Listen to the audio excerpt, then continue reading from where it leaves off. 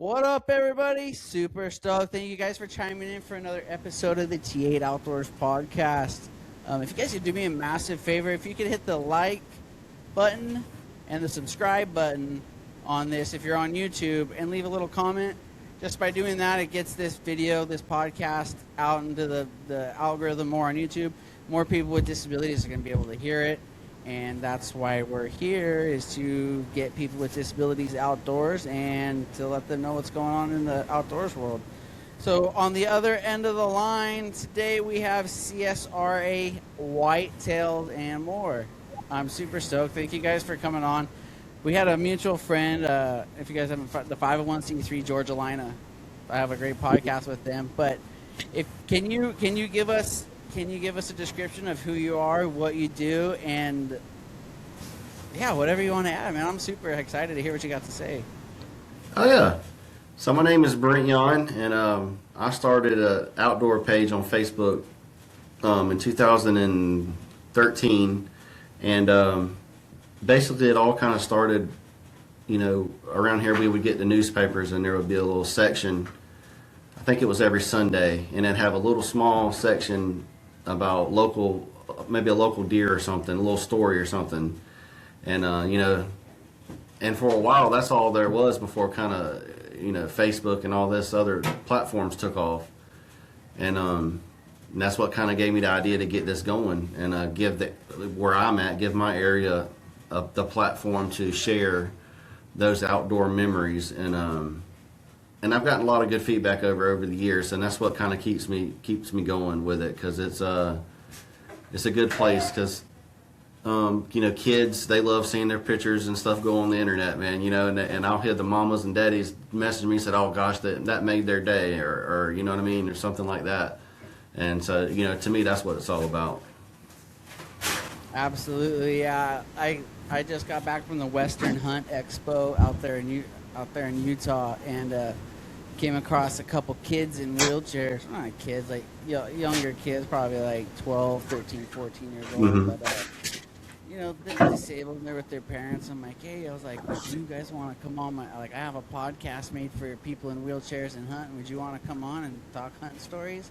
Just to see their eyes light up. And Oh yeah. Me on a podcast? I'm like, hey man, like, I ain't Joe Rogan, dude.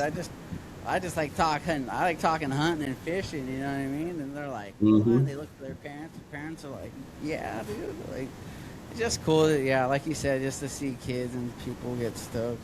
So. Oh, for sure, 100%. Especially those kids. Man. Go ahead. Right. Sorry about that. So what does CSRA stand for? Sorry about that. I should have explained that. Yeah, I have people ask me that all the time from other areas. It means Central Savannah River area. So basically, it's just a part of the state that we're in, East Central Georgia. Got it. Yeah, and you guys, you're just out there promoting whitetails or promoting people's harvest and whatnot. Kind of a little bit of all of it. And then last year I started doing a podcast where I go on Facebook Live. I use Facebook Live. I have used this app before too, but I was having so many issues with it. Having guests and getting guests on with the links and all, I don't know. So I just kind of gave up on it. Try to get help. And they did try and help me. I just got to go through the process maybe one more time. But no, it gives me a chance to talk to people, like you do, from all over the country, and it's really cool. But I do the podcast, promoting. I've also started doing where I'll go to businesses that need to get their name out there better, get some eyes on what they have going on, and doing that a little bit on the side as well. And anything to help out with organizations, like with Georgia Lina or any of them. If I can be of service to promote an event, help raise money, or whatever I can do on my end, that's kind of things I like to do around as far as for my page. I love it. Yeah, like that's what I tell people too. Is like, I don't have a massive following, like, a couple thousand rednecks. You know what I mean? But it's like, it only takes one person, that was the right person, to hear and then that person could go off and post it on their page or whatever, and then have the whole thing blow up. And Exactly. that it would have never would have happened without the grassroots is what I like to call it. Mm-hmm.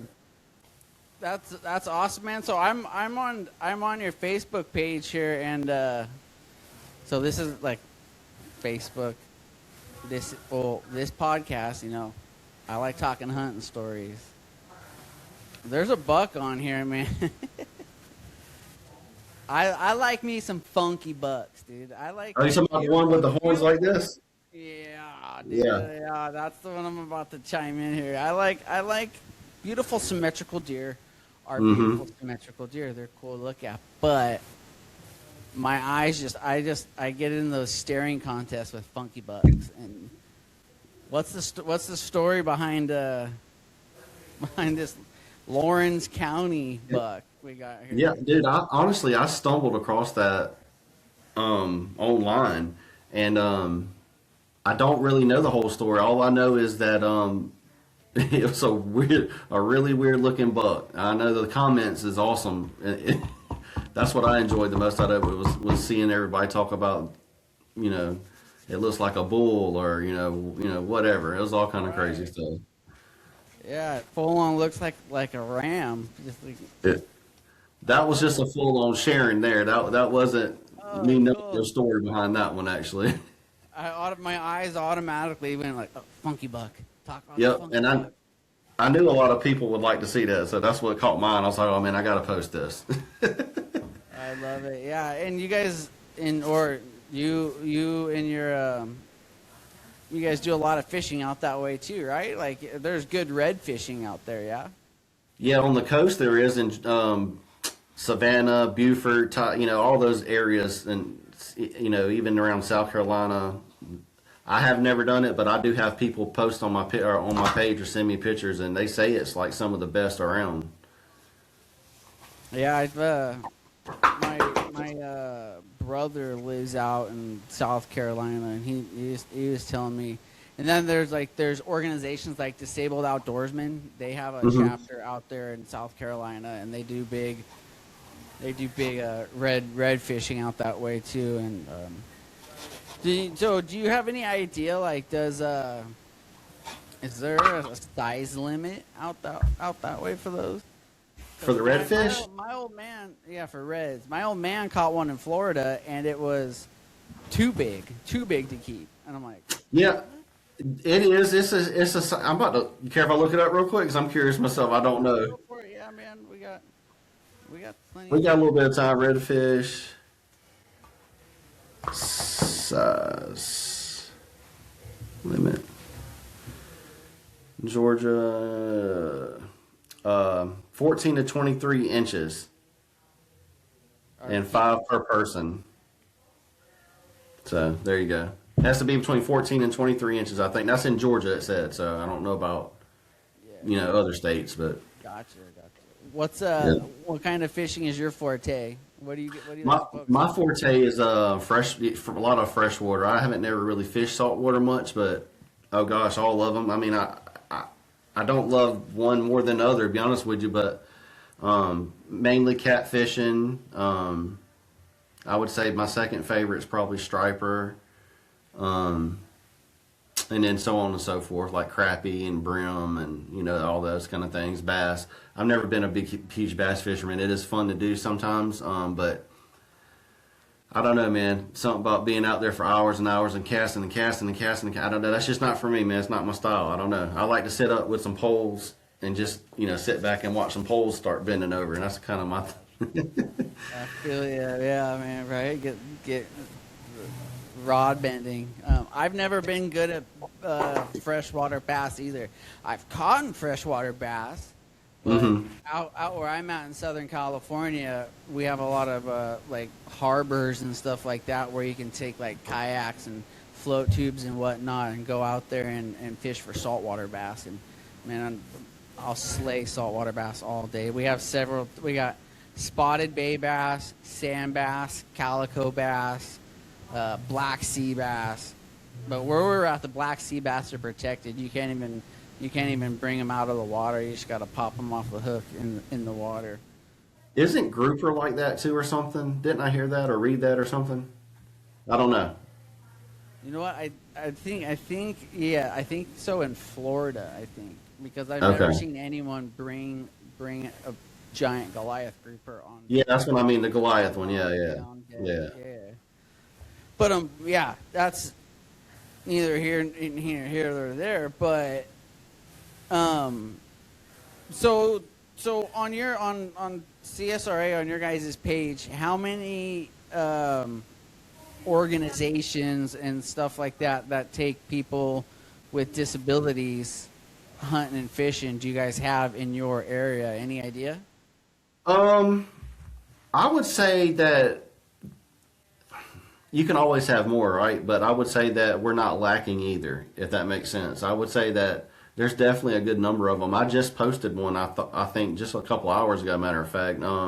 Refuge. Yeah, I think no, that's not it. Let me look real quick. It was called PVA, Paralyzed Veterans of America. Have you heard of those? Heard of them? PVA. I probably have, but it's Well, not that something was I've something I looked seen into. on another page, and that's what I'm all about is getting the word out on stuff like that. And I had shared it on my stories, but yeah, PVA, Paralyzed Veterans of America, Sports and Recreation, and it's a bass tournament that's being hosted on our local lake. I think it said our local lake. Yeah, Clarksville Lake. Yes, sir. But that's just one of them. There's several. Now you got like the people with Georgia Lina that help out with kids with terminal illnesses and stuff like Right. that. And you got another one that's very similar called Outdoor Dream Foundation. They do stuff like that. Um, so there's definitely several of them, and I'm leaving a couple out. I'm having a brain fart right now, but I know there's several of them. You're all good. Yeah. After this podcast, if you could just text me over some, Yes. that'd be great. Because my goal with this whole podcast and stuff like that, I'm trying to build just a database.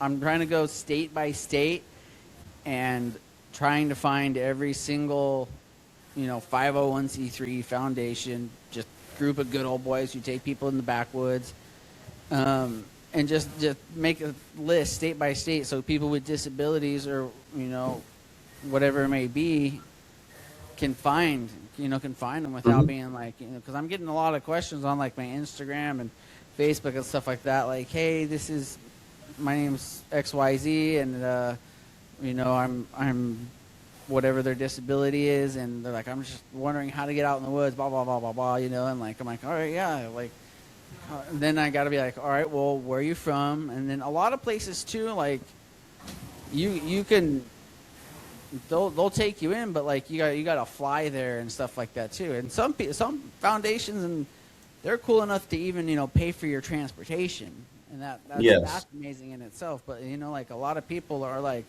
I don't really want to go like 5 states over or halfway across the country, And so I don't know. I'm just Mhm. trying to build a list for every state so people could be like, oh, like right on, I could go. I don't know. And if they, or if they, I mean, I get what you're saying. If they ask, then you can, if it's in Kentucky, you can be like, well, hey, you can reach out and talk to these people right here in Kentucky, and they'll look out for you. I get what you're saying. All right, cool. Yeah, because there's I know what I'm saying here, and whatever's going on in my brain by the time it gets out of my mouth, there's some kind of malfunction in there. And Hey, trust me, I get in trouble for that all the time. I gotta figure out what the heck is going on in there, man. I don't know what. Oh yeah. I need some food or something. I don't know, buddy. But no, that's really cool. So I got a question. I'm not too familiar with your area, but do you got any big buck stories or any cool stories people that people would like to hear? We got a lot of people talking about hunting stories.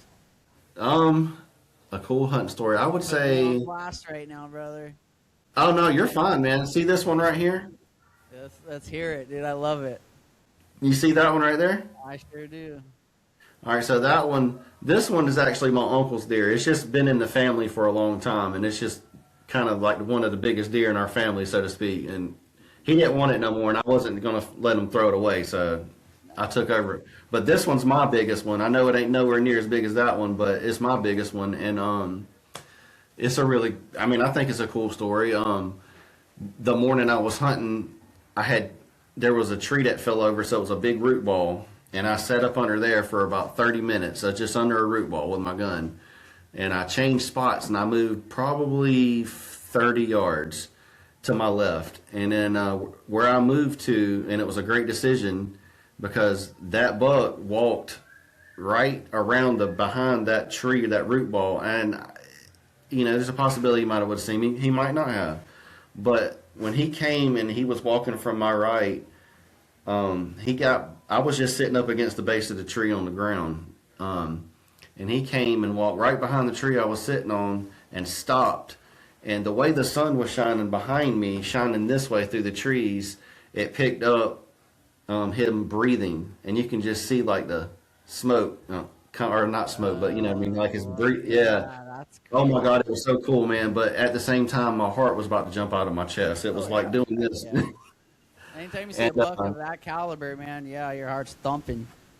and we're talking, 6 feet, 8 feet behind me, not far at all. And then he walks around and doesn't see me, and comes from. I think I stepped 6 steps to get to where he was standing when I shot him, and I You're was on the able to ground. shoot. You were hunting on the ground. Yeah, on the ground, and that's my forte, man. I love talking to people about that kind of stuff because it's people. It's not the norm, right? People hunt out of tree stands and whatnot.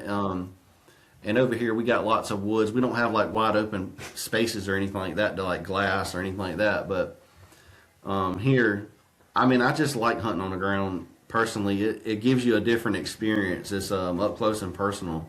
Um, I've had several deer come to where I could almost touch them with my rifle. Like I probably could have just touched them like that. They were at my feet. So it's really cool, man. It'll give you a daggum. It'll get your ticker going for sure. So you're not hunting. You're not hunting in a blind. You're just straight leaning up against a tree.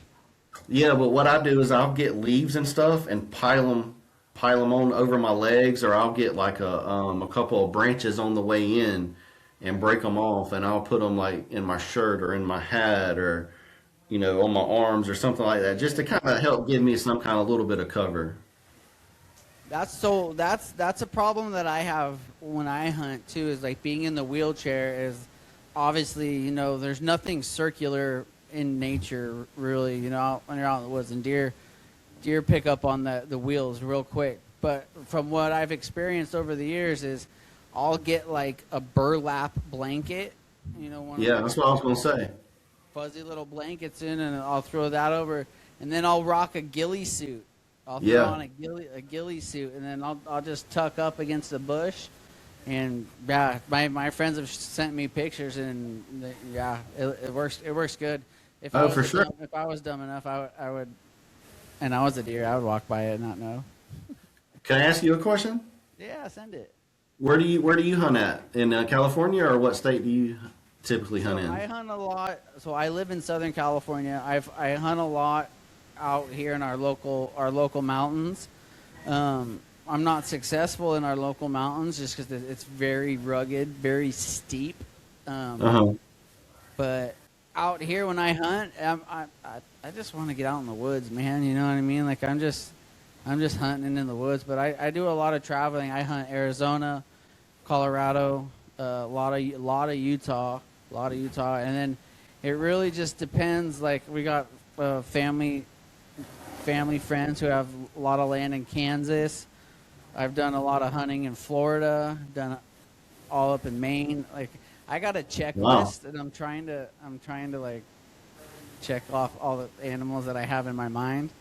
But then I have friends and acquaintances who have property in like Texas. I do Texas every year. Oh, that's a good one. Hold on one second. What'd you say, Betty? I want to say something. What? Um, My daughter's asking me a question. You're good, bro. I'm going away tomorrow at school because outside yesterday. I might can. We'll talk about it after this, baby. All right, I'm back. Sorry, man. I was gonna say, I was just curious if you don't mind me asking real quick, because I'm not familiar with your area a whole lot either, just like you with mine. But what kind of animals do y'all hunt in like where you're at in California? Do y'all have like mule deer or anything like that, or? Yeah, so where I'm at here in Southern California is a mule deer. We have a lot Blacktail? so blacktail, you gotta go up north about minimum 4 hours. So like when you're Okay. starting to get into like that central California area, and then north of that, that's when you get into blacktail territory. And Gotcha.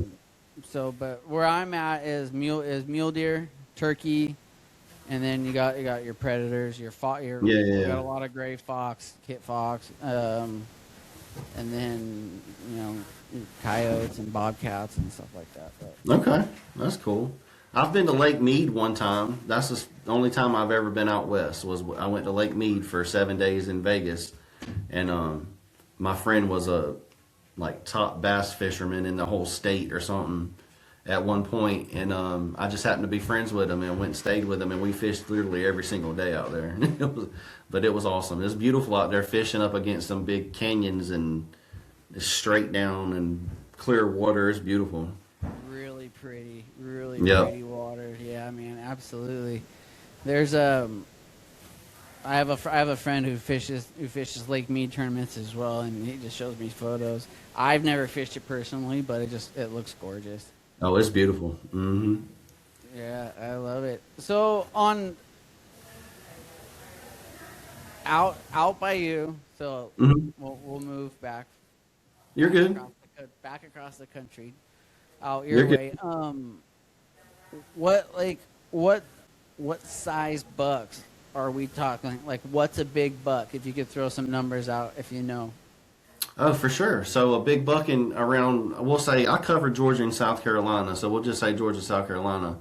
Um, I'm going to say a good average would be, we're not crazy huge. I'm talking about like 120s, 130s or something like that. Those are you're going to see a lot of those, right?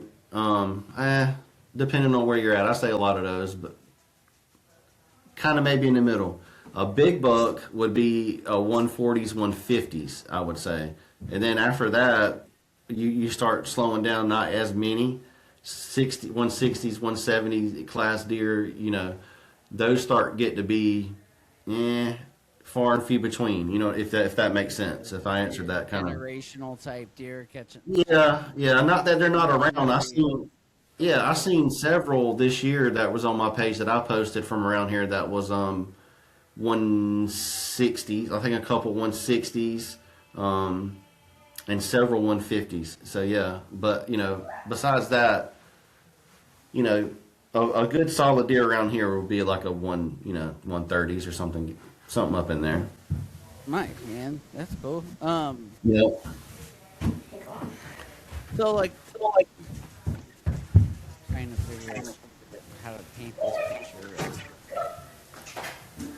Would you consider the age class of deer out where you guys are at, like, does that like coincide really well with the type of soil you guys have out there? Like, if you had more potent soil, you'd have bigger bucks, or how do you like?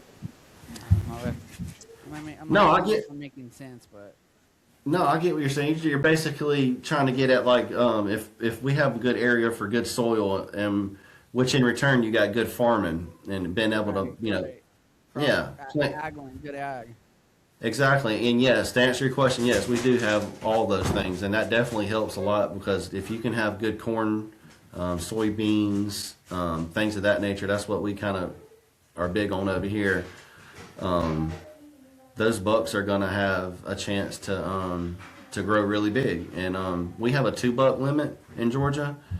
I think that helps a lot too, and we have a lot of great hunters. I would say in the southeast, a lot of people like to let the young ones walk and let them get some age to them, but we also have the same amount of people also that.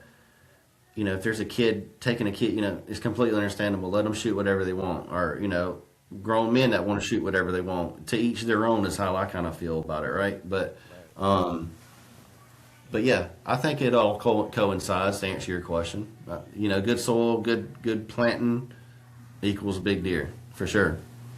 Yeah, that's what I was gonna say. Because man, when I go out to Kansas, obviously Kansas is known for giants, but you kind of get that corridor up there, like Iowa, Indiana, Ohio, Kansas, western Tennessee and stuff like that, and you can the soil content is really coincides with the size of the buck, and if you get those big ag states and those big areas that are known for growing lots of corn, alfalfa, whatever it may be. Yep.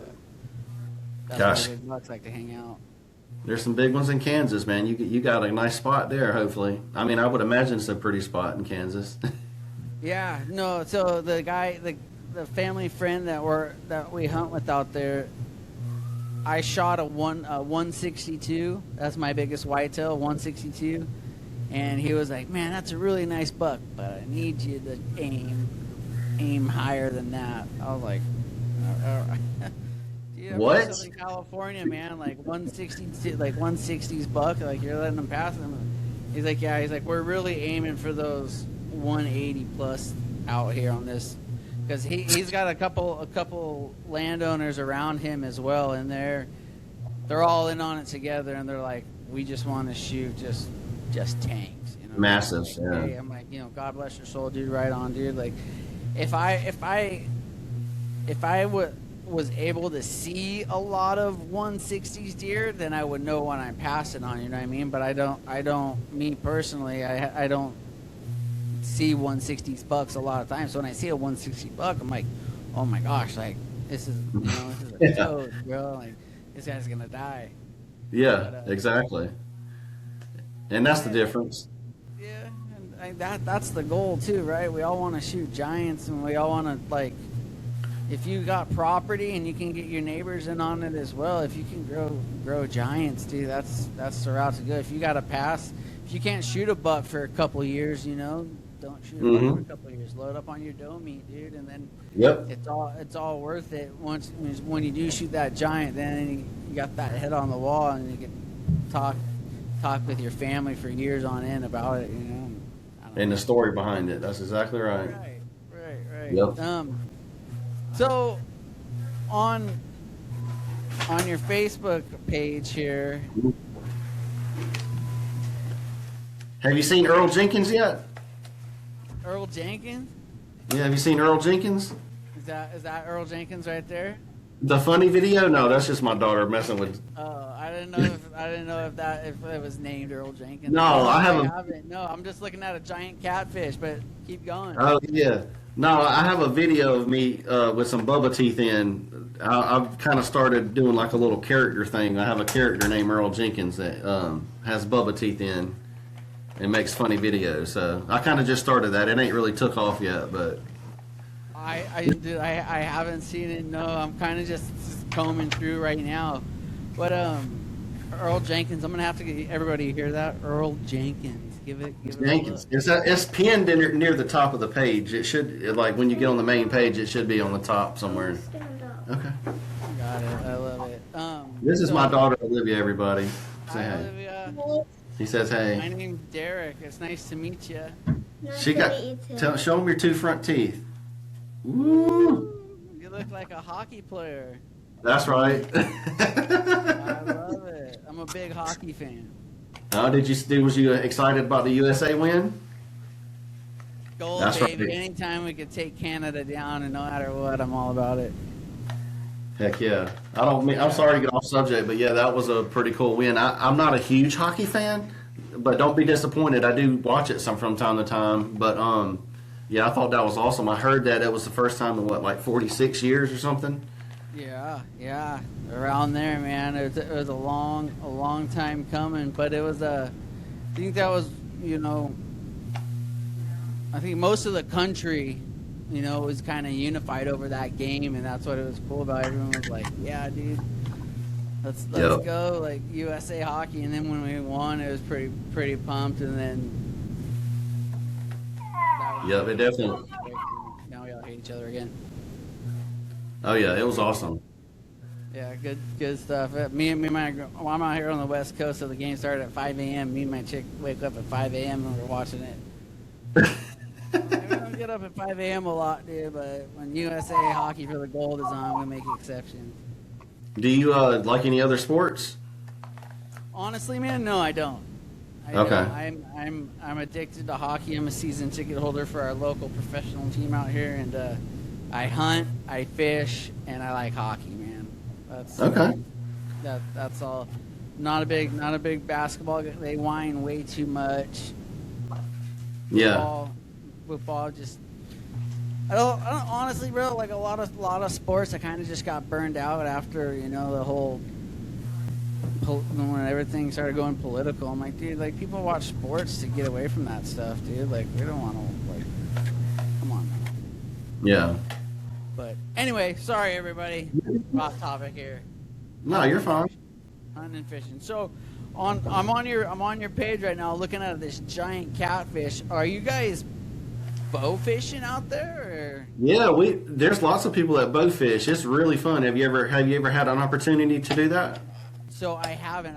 Me and a buddy were gonna do it on the Gulf Coast of Florida, but we ended up doing a hog hunt instead.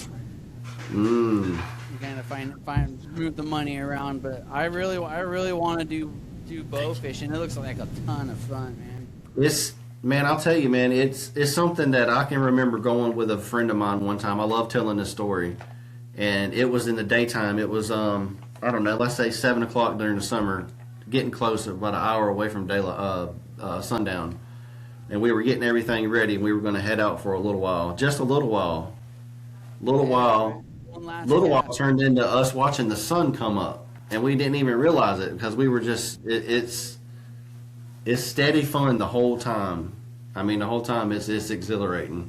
So, yeah, anybody out there that hadn't been bow fishing, if you ever get the opportunity to go, definitely try and go. It's something to scratch off the bucket list for sure. Yeah, we got a couple spots out here in Southern California, Big Bear Lake and the Colorado River. I'm thinking there's got to be more, but those are the two that I'm familiar with. And I know you could bow fish there. And I've always really wanted to try. It's just me being in the wheelchair. It's I don't know. It's a little different because I can't shoot down, or else I tip over, and I have to have. I can understand. Kind of have to have somebody holding on to me, or if I had my wheelchair strapped to the boat. I don't know. That's just what I'm running through my head. I've never done it before, so I don't know. I don't know. Usually when you go, there's usually a few people on a boat, so definitely I could definitely see somebody in a wheelchair being able to go on and do that, and possibly at work. I think you could have somebody hold your wheelchair, and if you did have to lean a little bit, you could definitely do it. And you don't necessarily have to shoot just straight down. You can shoot at an angle a little bit too, and you'll be fine. Yeah, I don't think it would be too bad. Like I said, I've never done it. I just got to try it. Yeah. And once you try stuff, and then you figure it out. You're like, all right, this doesn't work, and then that. Honestly, being an outdoorsman in a wheelchair, that's a lot of the fun too. Is like figuring out logistics, like going, because I do a lot of 3D archery shoots, and yeah, shooting the targets are fun, but trying to get I have one of those track chairs, those like tank chairs. Have you seen those? It's a wheelchair, and like the wheels, instead of wheels, it's got like tank tracks on it. I don't know if I have or not, but I would look into it. Yeah, they're pretty cool. They're super heavy, but just trying to get those around the tracks and around the mountains and stuff like that, and just doing that is it's half the fun, man. Like, and then you start shooting with a group of people, and you get a group of people, like everybody putting their heads together, and we're all laughing and just having a good time and trying to figure stuff out, and it's fun, man. Logistics. Everyone likes solving like real life puzzles. You know what I mean? If everything came super easy, life would be kind of boring. Exactly. The challenge is what keeps us going. Amen. That's how I feel about it. Couldn't agree more. Yeah, couldn't agree more, man. So what all on these? So I've never caught a striped bass. We got some big striped bass out here as well. How is it? Yes, y'all do. How? What's up? Oh, I was just saying, yes, you do. I was agreeing with you. When I went to Lake Mead, I didn't get to catch one, but I seen some at this dock. I guess they fed them there or something, and they might have been like somewhat of some pets or something. I can't remember the whole story behind it, but I do remember it being near the dam. And I mean, we're talking 20 and 30 pound striper just right here, and you can just feed them. I was like, God. But those things fight really good. If you're ever able to go on one of those trips too, that's a really fun fish to catch. It fights hard. Are they? For some reason, I don't know why I'm thinking this, but they're not edible, are they? No, you can eat them. You can eat them? I didn't know Yeah, if you they can were, eat like, 'em. super bony, or I just never. I'm not too familiar with. No, they make some good fillets. Yeah, they make great fillets. Actually, a lot of people they're really popular fish to eat where I'm at. Oh, all right, well, never mind, everybody. Forget everything I just said. Oh no, you're good. Oh, good. I love it, man. What's the black bear population like out that way? You know, it's funny you asked that. It's starting to pick up. I would say in the last 10 to 15 years, I think there's starting to be more of a population. I mean, even where I'm at, which is saying something, because I mean, there's a lot of years went by where, you know, if you've seen a black bear, that would be a really rare occasion. But I mean, there's people that I've had. Brent, can you repeat what you just said? You skipped out. I don't know if it's your internet or mine, but if you can. It was mine. I seen a message pop up. Okay. But I was just saying, it's a rare thing to see one still anywhere near where I'm at, but they are there, and there's starting to be more of them that come and they stay instead of just the whole, you know, juvenile bear goes and roams, and you know, I think there's bears starting to take up homes in the CSRA in my area. And the CSRA, for people wondering about that, it's oh gosh, 20. Somebody's gonna get me for this. I think it's like 21. No, 18 counties. I'm sorry, 13 in Georgia, and 5, I want to say, in South Carolina. Is how it's kind of made up on the map.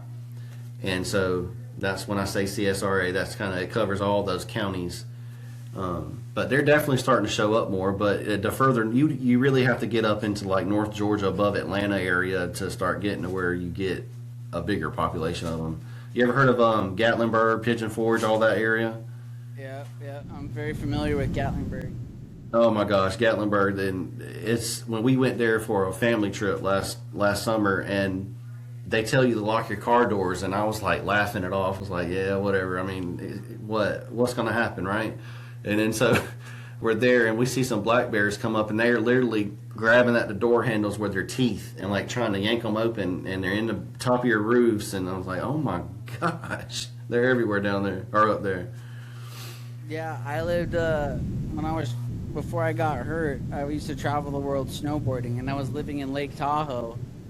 There's a couple times I'd be driving down the road, you know, because I'd have to get up early in the morning because I worked on the ski resort to help open up the ski resort. You have to be the first ones there, getting up at 5 in the morning and driving, and we'd be driving by, and you would see bears inside people's cars, and just like stuff just strewn all about the road, you know, and then they get in the trash cans. But yeah, the ones you drive by, seeing in the car, you just sit there and you just, you know, it's early in the morning. Yeah. But like try to honk the horn and spook them out, and every now and then you'll spook them out. Sometimes they'll just stare at you like, dude, this is my car now. Like, Yeah, that's what these did. Now, bro. Like, all right, bro. That's Yeah. It ain't my car. Hopefully your insurance takes care of it. But I gotta go to work. That's right. No, that's Snowboard, man, I ain't gonna get off subject. Never mind. Sorry, I could talk about snowboarding too, but never mind. Yeah, no, I mean this we're here to have a fun conversation, bro. So Oh yeah. bring it up, man. I know we don't got much time left here, but Yeah, you're good. That's why I was kind of quiet. I don't want to get off the hunting and fishing and all the other stuff that you might want to ask me. So it's all I good. like it. Gotcha. So, hey guys, on Facebook, if you're interested, if you're in the Georgia, South Carolina area, look up on Facebook CSRA Whitetails and More.